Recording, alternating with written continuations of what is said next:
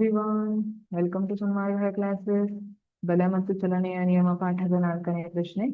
ಚಲನೆಯ ಮೊದಲನೇ ನಿಯಮದ ಪ್ರಕಾರ ಯಾವುದರಿಂದ ಪ್ರಭಾವಿತವಾಗದ ಹೊರತು ವಸ್ತು ಅದರ ವಿಶ್ರಾಂತ ಸ್ಥಿತಿಯಲ್ಲಿ ಅಥವಾ ಏಕರೂಪದ ಚಲನೆಯಲ್ಲಿ ಉಳಿಯುತ್ತದೆ ಅಂತ ಕೇಳಿದ್ದಾರೆ. ಚಲನೆಯ ಮೊದಲನೆಯ ನಿಯಮ ಏನ್ ಹೇಳುತ್ತೆ? ಆ ಡೆಫಿನೇಷನ್ ಅನ್ನ ನೋಡ್ಕೊಬಿಟ್ರೆ ನಿಮಗೆ ಉತ್ತರ ಗೊತ್ತಾಗ್ಬಿಡುತ್ತೆ. ಡೆಫಿನೇಷನ್ ಅನ್ನ ಹೇಳ್ಬಿಡೋದಾ?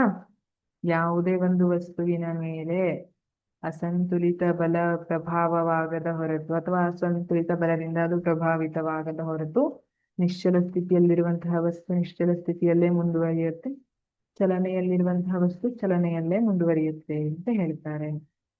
ಗೊತ್ತಾಯ್ತಾ ಉತ್ತರ? ಕರೆಕ್ಟ್. ಆಪ್ಷನ್ ಎ ಅಸಂತುಲಿತ ಬಲ. ಹಾಗಿದ್ರೆ ಅಸಂತುಲಿತ ಬಲ ಅಂದ್ರೆ ಏನು?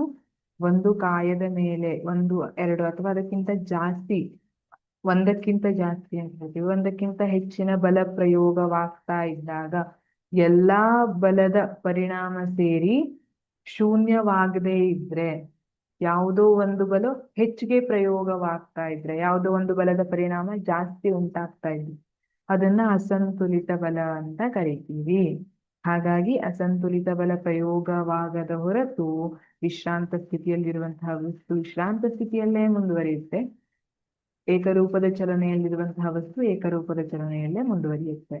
ಆಪ್ಷನ್ ಡಿ ಸಂತುಲಿತ ಬಲ ತಪ್ಪು. ಸಂತುಲಿತ ಬಲ ಉಂಟಾದ್ರೆ ವಿಶ್ರಾಂತ ಸ್ಥಿತಿಯಲ್ಲಿರುವಂತದ್ದು ವಿಶ್ರಾಂತ ಸ್ಥಿತಿಯಲ್ಲೇ ಇರುತ್ತೆ, ಏಕರೂಪದಲ್ಲಿರುವಂತದ್ದು ಏಕರೂಪದ ಚಲನೆಯಲ್ಲೇ ಇರುತ್ತೆ, ಅಲ್ಲಿ ಏನು ವ್ಯತ್ಯಾಸ ಆಗುವಂತದ್ದಿಲ್ಲ. ಆಪ್ಷನ್ ಸಿ ಘರ್ಷಣಾ ಬಲಗಳು, ಇದು ತಪ್ಪಾದ ಉತ್ತರ. ಆಪ್ಷನ್ ಡಿ ಗುರುತ್ವಾಕರ್ಷಣ ಬಲಗಳು ತಪ್ಪಾದ ಉತ್ತರ. ಹಾಗಾಗಿ ಸರಿಯಾದ ಉತ್ತರ ಆಪ್ಷನ್ ಎ ಅಸಂತುಲಿತ ಬಲ. Thank you.